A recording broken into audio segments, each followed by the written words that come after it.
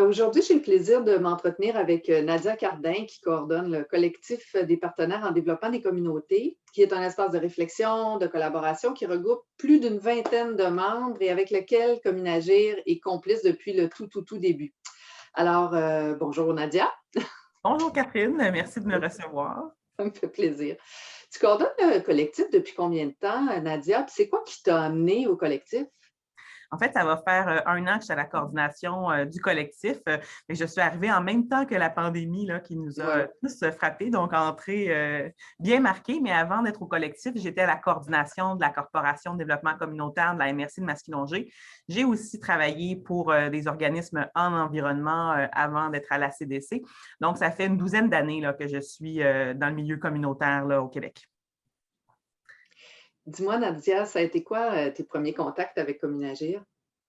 En fait, Communagir, j'en ai entendu parler depuis, je pense, le tout début de ma carrière dans le milieu communautaire, là, que ce soit par d'autres groupes. Je n'avais pas eu la chance, moi, d'être dans une communauté qui était soutenue par Communagir là, au niveau de l'espace de concertation. Mais sinon, j'en ai entendu parler souvent par des collègues qui l'ont été. Sinon, dans les 20 ans de la table nationale des CDC, c'était Sonia là, de chez vous qui était venue animer une animation dans notre réseau. Sinon, j'avais moi-même utilisé différents outils en ligne disponibles là, sur votre site Internet. Donc, depuis le début de ma carrière, puis même quand j'étais à l'université aussi, Communagir, c'était un nom que j'avais entendu parler, que je connaissais.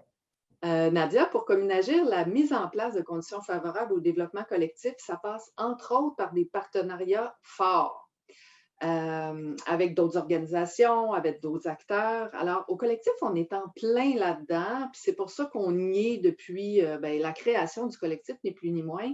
Donc, peux-tu me parler un peu là, de cet espace-là, de son historique? Au collectif, depuis le début de la fondation du collectif, c'est au cœur cet esprit de partenariat, d'échange, de collaboration, de création d'une vision commune. C'est au cœur même du collectif depuis les tout débuts de son historique. Puis c'est ce qui lui a permis tout au long des dernières années d'être au cœur des plans d'action, puis des volontés, puis de la mission du collectif. Et c'est surtout parce que c'est en incarnant les principes du développement des communautés, chaque partenaire qui s'implique au collectif, mais il fallait le faire aussi dans un esprit national. Il fallait pouvoir se donner un espace auquel on met de l'avant les principes du développement des communautés, qu'on les partage, c'est-à-dire qu'on peut s'influencer ensemble, construire ensemble une vision commune, comme je le disais. Puis Communagir a joué un rôle vraiment important au collectif par rapport à tout ça, parce que Communagir, depuis toujours, ça fait partie de vos valeurs, de votre mission, de votre objectif de croire au partenariat, à la fois dans votre approche de soutien dans les territoires, mais aussi, comme tu le disais, dans vos implications, vos partenariats avec les autres organisations nationales. C'est là qu'on voit bien au collectif l'importance du rôle de chacun des acteurs qui contribuent au collectif, parce que vous amenez votre expertise, vous amenez la vision que vous avez sur le terrain. C'est la somme de toutes ces visions-là et ces expertises-là des partenaires au collectif qui permettent de créer la richesse du collectif et qui, elles, contribuent finalement à pouvoir mettre des conditions favorables pour favoriser le développement des communautés au Québec. OK. Puis bon, on le sait, puis évidemment, la pandémie n'est pas la moindre, mais il y a eu beaucoup de bouleversements dans les dernières années là, au niveau du développement des communautés, du développement collectif et tout ça. De la perspective du collectif, ça s'est vécu comment, là, cette décennie de grands bouleversements et de grands changements?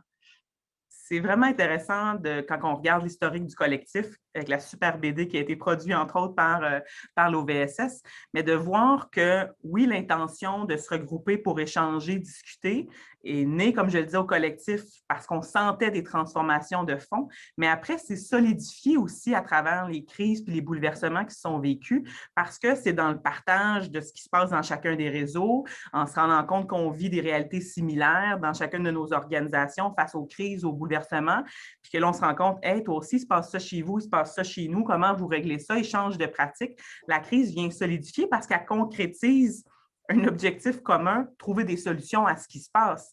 Et le pas de plus qu'on peut faire au collectif, c'est faisons-le ensemble aussi, trouver des solutions. Par exemple, on peut penser en 2014, là, avec l'arrivée des libéraux au pouvoir, l'austérité au collectif, ça a permis de travailler ensemble à rédiger une lettre pour parler du développement des communautés puis des impacts de l'austérité dans le développement des communautés au Québec.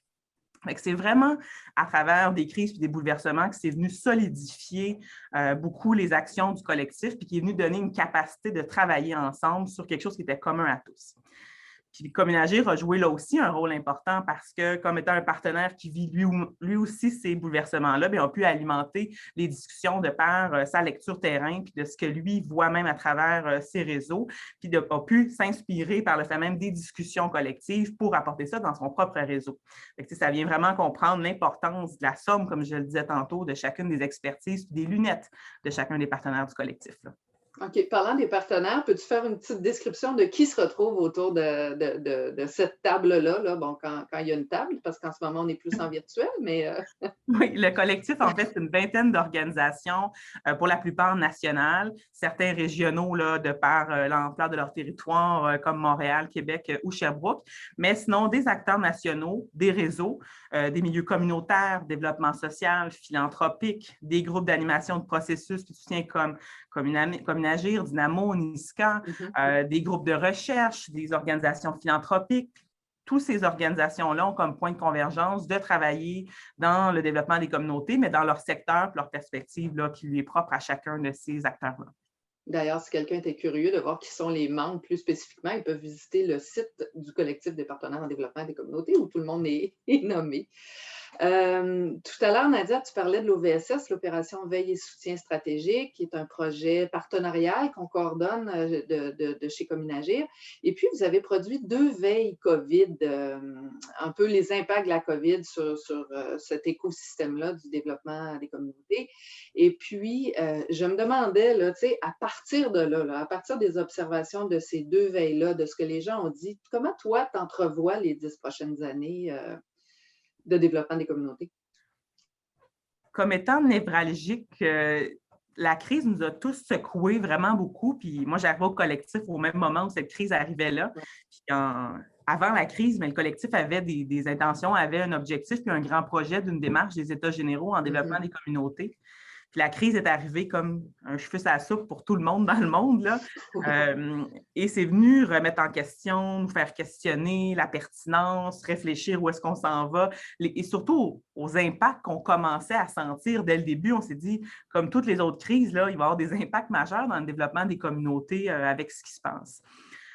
Parce que, comme on l'a vu dans les 2 premiers projets de veille, la crise a été un amplificateur de ce qui va bien, de ce qui va mal aussi. Fait que le développement des communautés, on n'y échappe pas non plus dans un paquet d'enjeux et de secteurs qui sont touchés.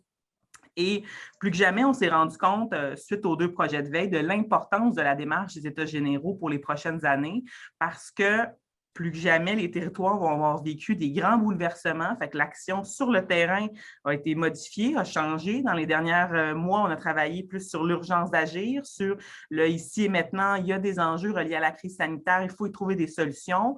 On a moins pris le temps de penser à plus long terme, de penser comment on veut travailler puis développer nos territoires.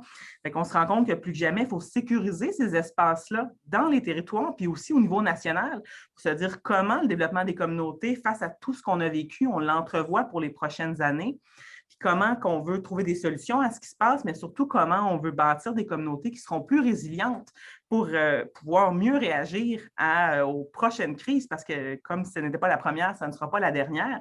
Donc, comment on peut travailler à mettre en place les conditions favorables pour que les acteurs du développement des communautés sur le terrain aient tout ce qu'il faut pour créer des communautés plus résilientes. D'accord. Et puis, en terminant, comme tu le sais, Nadia, Communagir a 10 ans cette année, 10 ans déjà. Alors, on en profite pour demander à nos complices avec qui on fait ces entretiens-là, est-ce que vous souhaitez au développement collectif pour les 10 prochaines années? Donc… Je vais en profiter, Catherine, pour… là, je ne peux pas lever mon verre, mais je peux lever ma bouteille à Communagir parce que, comme je l'ai nommé plusieurs fois en discutant du collectif et du rôle de Communagir, j'espère que Communagir pourra continuer à jouer pleinement son rôle à tous les niveaux, c'est-à-dire à la fois en soutenant les acteurs dans les communautés par votre expertise que vous avez acquis au fil des dernières années, puis vous avez vécu un paquet de crises, de transformations puis de bouleversements, donc vous avez aussi acquis un bagage important, puis je souhaite vivement que vous puissiez continuer en accompagnant les communautés puis en jouant un rôle aussi comme acteur national, de pouvoir qu'on puisse tirer profit finalement de cette expertise-là que vous avez bâtie. Donc, je lève ma bouteille là, à Communager. Pour le développement des communautés, bien, je nous souhaite vraiment que le développement des communautés, ça repose sur notre capacité à se rassembler pour échanger, mieux comprendre ensemble. Mais j'espère que les prochaines années seront aussi le temps qu'on agisse ensemble et qu'on se mette en action parce que notre souhait ultime, c'est qu'on veut que les acteurs aient les moyens d'agir sur le territoire. Puis plus que jamais, je nous souhaite que les prochaines années, on soit en mode action et qu'on puisse mettre à profit l'expertise qui est développée dans notre réseau et qu'elle puisse contribuer à construire un Québec là, plus résilient pour l'avenir. D'accord. Bien, écoute, ça a été un plaisir de discuter avec toi, Nadia, puis on se voit de toute façon encore dans la démarche des États généraux, dans les rencontres du collectif et pour plein d'autres projets encore. Alors, merci à toi. Beaucoup. Merci à toi, Catherine, puis longue vie à Communager. Merci. C'est bien notre intention.